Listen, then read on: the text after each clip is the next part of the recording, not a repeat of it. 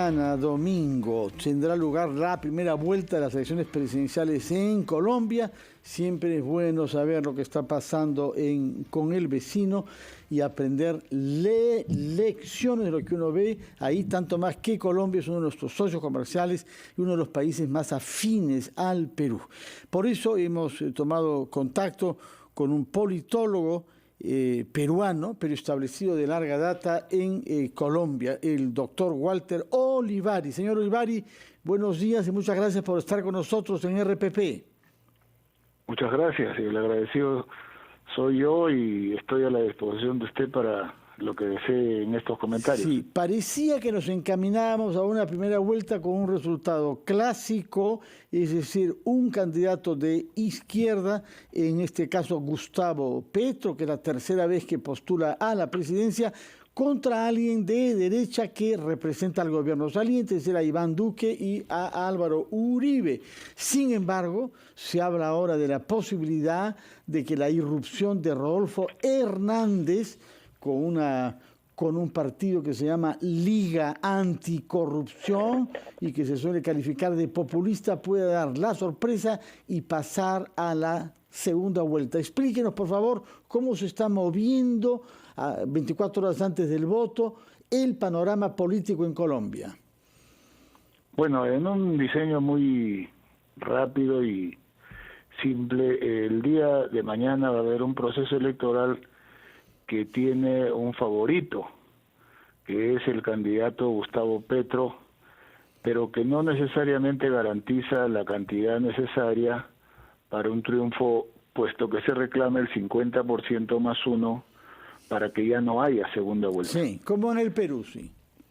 Sí, exactamente. Es un sistema desde el número parecido, aunque el proceso es muy diferente, pero eso es lo que mañana se va a definir en un escenario que, aparte del favoritismo largo de Petro con respecto al segundo, que es el candidato Gutiérrez, le lleva más o menos 20%, un 46% Petro, un 26% Gutiérrez. De tercera va el que usted mencionó, que es un candidato bastante peculiar por un discurso muy dicharachero y un verbo muy afilado. Pero en las últimas jornadas, los últimos días, ha desaparecido del escenario porque ha tenido un problema que le ha aflorado, que es un problema de unas denuncias que han hecho que él, que tiene un comportamiento bastante peculiar, ya no participe, pero sí tiene una tendencia hacia el alza. El asunto es que mañana el proceso electoral no garantiza una presencia masiva de la ciudadanía por dos razones. La primera es que el voto en Colombia es un voto libre, no es obligatorio. Y segundo, el día lunes hay un feriado, por lo tanto hay mucha gente que de una manera no muy responsable cívicamente ya empieza a retirarse de las grandes ciudades, y esto haría que la votación pudiera tener una merma. Por lo tanto, yo diría que el resultado todavía, a pesar del favoritismo de uno, resulta bastante incierto. Habrá que esperar qué dicen las urnas, bueno, pues al mediodía de mañana, ¿no? Fuera de esos tres candidatos que nos ha presentado usted, hay otras candidaturas, son 6 en total, entre los cuales una que representa a los grupos evangélicos de Colombia. Explíquenos, por favor, cómo así que las iglesias evangélicas, algunas de las cuales son bien radicales, antivacuna y anti, digamos, modernización de valores, ha llegado a constituir una candidatura con cierto respaldo popular.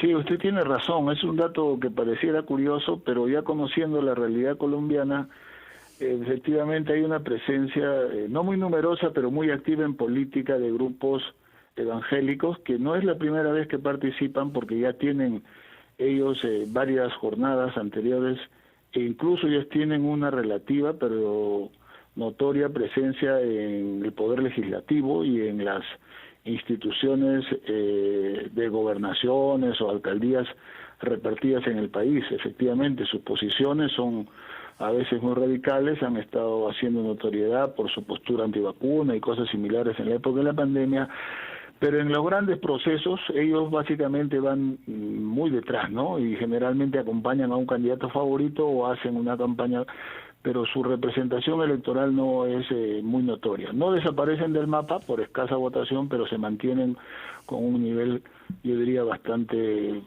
bajo, ¿no? ¿Y qué es lo que explica que una candidatura de centro, que en un primer momento parecía prometedora, la de Sergio Fajardo y su Centro de Esperanza, no haya prosperado según los sondeos? Sí, es cierto.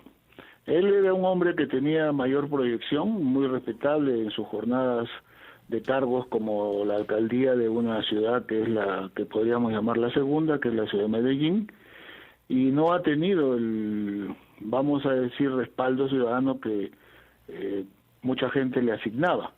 Él ha estado en un proceso que la gente no puede fácilmente explicar, los analistas tampoco, pero es verdad, él debía ser el candidato que iba a contender, un candidato de centro.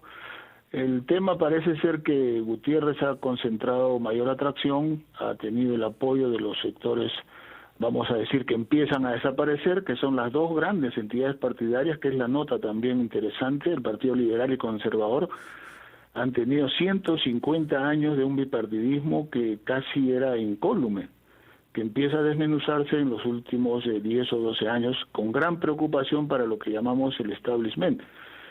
El auge, el crecimiento de la izquierda ha aumentado producto de las jornadas de la pandemia, ¿no?, que ha traído protestas ciudadanas. El gobierno de Duque ha sido bastante anodino, no ha tenido una capacidad de respuesta. Ustedes han relatado muy bien las jornadas que se produjeron durante esa época de protestas. Eso ha hecho que Petro, que es un candidato que yo diría no es un candidato radical, es un hombre que yo calificaría de socialdemócrata moderado, pero sus propuestas pues de alguna manera no estaban dentro de la tradición colombiana de dos partidos, liberal y conservador, que ellos establecían las reglas y que el día de hoy tienen temor a que esto cambie, ¿no? Ese sería el panorama que yo diría. Y que ambos han sufrido por igual, sobre todo quizás el Partido Liberal, ¿no?, el que no llega con un candidato con fuerza. Ahora bien, hemos hablado sobre los 5 principales candidatos. ¿Qué temas son los más importantes? ¿En base a qué cree usted que el elector colombiano decide su voto? Bueno, yo diría, en base a su interesante pregunta, que hay 3 temas importantes, ¿no? Primero, el desempleo, que se ha producido, pues, como en todos los lugares del mundo y en nuestros países latinoamericanos con mayor incidencia, producto de la pandemia, ¿no? El COVID ha lastimado, como les decía anteriormente, a una población frágil, clase media hacia abajo, que ha perdido el empleo, y esto se nota. La suma de la pobreza, no de la extrema pobreza, sino de la pobreza, se ha acrecentado en 5 millones. De 17 ha subido a 23 y este es un tema importante, empleo y pobreza. Segundo, el tema de los servicios, que como se comentó durante las protestas y la pandemia, habían sido plenamente privatizados. Servicio de salud, muy criticado aquí en Colombia, servicios educativos, y el servicio de la cuestión de la jubilación o la prevención social o parecidos. En estos 3 puntos, yo diría que la situación se tensó como ocurrió en Chile, ¿no? Y esto ha influido en el crecimiento de las propuestas del candidato, que tiene pues una notoria diferencia con el segundo. Yo estaría atento a lo que va a ocurrir el día de mañana, porque no se puede clarificar si esta, vamos a decir, tendencia se cumple con un rush de primera vuelta, ¿no? Eso es lo que está la gente. De acuerdo. Nos ha dicho que hay 3 temas básicos para la formación del voto: el desempleo, servicios. ¿Cuál es el tercero? Yo diría que es el asunto del régimen del presidente Duque, al cual se le califica de anodino. Es decir, un presidente que no ha estado para muchos a la altura de las respuestas en una situación tan dura, tan dramática como fue el COVID, ¿no? Él ha manejado el régimen con una situación de no asumir los retos como valederos. Desconocía las protestas populares, desconocía las demandas populares. En las jornadas de protestas de la clase media y los estudiantes, él no le encontraba un sentido a estas protestas y eso le está cobrando efectivamente al, vamos a decir, sector que pues quiere la continuidad de un régimen como el de Duque, ¿no? De acuerdo. Muchas gracias, señor Walter Olivares. Recuerdo que usted es profesor de Ciencias Políticas en la Universidad de Ciencias Aplicadas. Muchas gracias por sus explicaciones. El agradecido soy yo. Que tenga muy buen día. Gracias por la muy buenos días y que día. pase lo mejor para el pueblo colombiano naturalmente mañana.